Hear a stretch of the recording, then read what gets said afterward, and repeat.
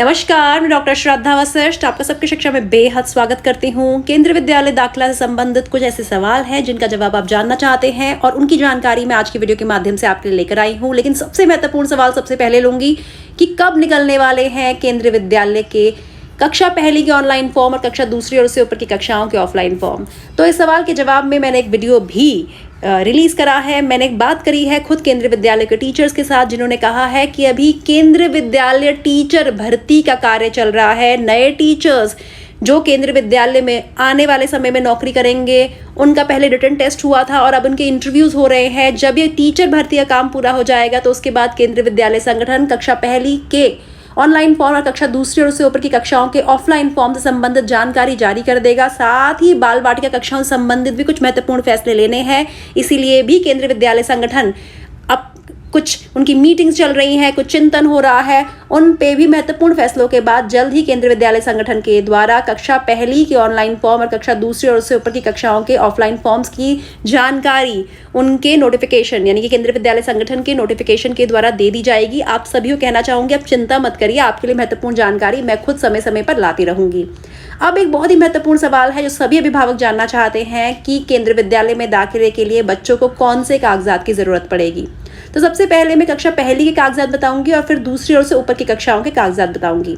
और यह जानकारी आपको देने के लिए मैं केंद्रीय विद्यालय संगठन का जो गाइडलाइंस हैं वह आपके लिए लेकर आई हूँ, यानी कि दिशा निर्देश आपके लिए लेकर आई हूँ। देखिए, साफ साफ कहा गया है कक्षा पहली में दाखिले के लिए सबसे महत्वपूर्ण कागजात होता है बच्चे के जन्म का प्रमाण पत्र यानी कि बर्थ सर्टिफिकेट। तो आपके पास बच्चे का बर्थ सर्टिफिकेट होना चाहिए और याद रखिए बच्चे के बर्थ सर्टिफिकेट पे बच्चे का नाम होना चाहिए।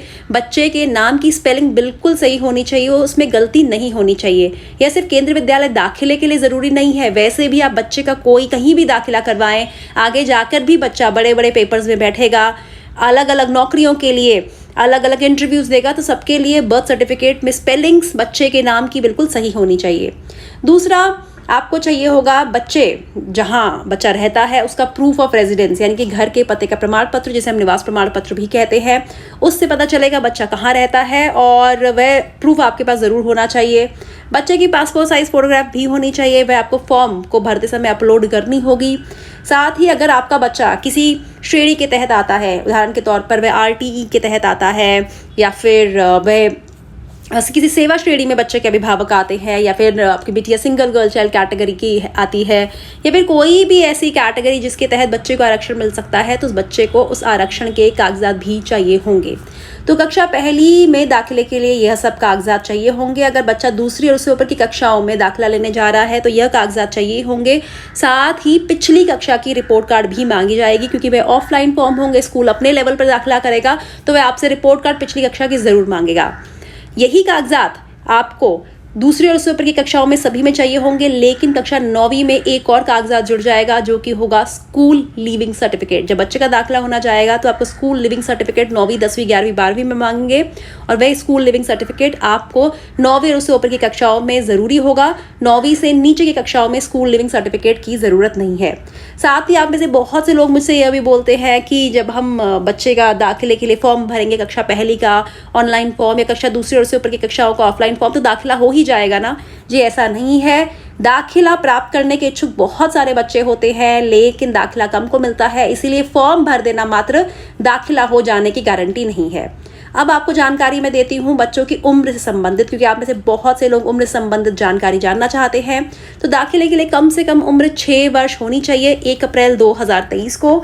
और आप सभी को बहुत ही महत्वपूर्ण जानकारी यहाँ पे ये देना चाहूँगी कि कक्षा पहली और कक्षा दूसरी की जो दाखिले की उम्र है वह एक ही है, यानी कि कक्षा पहली में दाखिले कम से कम उम्र 1 अप्रैल 2023 को 6 वर्ष होनी चाहिए और दूसरी कक्षा में दाखिले के लिए भी यही उम्र होनी चाहिए। साथ ही अधिकतम उम्र कक्षा पहली और दूसरी दोनों में दाखिले के लिए बिल्कुल एक जैसी है, 8 वर्ष, यानी कि 8 साल से कम का बच्चा होना चाहिए पहली या दूसरी में दाखिला लेने के लिए। तीसरी में दाखिला लेने के लिए 7 वर्ष से अधिक और 9 से कम होनी चाहिए, यानी कि 7 से 9 के बीच के बच्चे की उम्र। चौथी में दाखिला लेने के लिए 8 से 10 के बीच की उम्र। पांचवी में दाखिला लेने के लिए 9 से 11 के बीच की उम्र। छठी में दाखिला लेने के लिए 10 से 12 के बीच की उम्र। सातवीं में दाखिला लेने के लिए 11 से 13 के बीच की उम्र। आठवीं में दाखिला लेने के लिए 12 से 14 के बीच की उम्र। 9वीं में दाखिला लेने के लिए 13 से 15 के बीच की उम्र। साथ ही यहाँ पे एक बहुत ही महत्वपूर्ण जानकारी देना चाहूंगी कि 9वीं में दाखिला लेने के लिए बच्चे को एंट्रेंस टेस्ट भी पास करना पड़ेगा, जो किसी और क्लास में पास नहीं करना होता।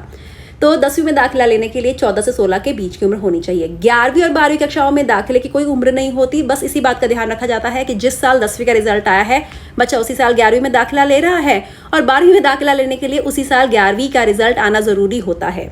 और जब हम बात करते हैं उन बच्चों की जो दिव्यांग बच्चे हैं, उनके केस में उन्हें अधिकतम उम्र में 2 साल की छूट दी जा सकती है स्कूल के प्रिंसिपल के द्वारा, यानी केंद्रीय विद्यालय के प्रिंसिपल अगर चाहे तो अधिकतम उम्र में 2 वर्ष की छूट दे सकते हैं उन बच्चों को जो दिव्यांग बच्चे हैं।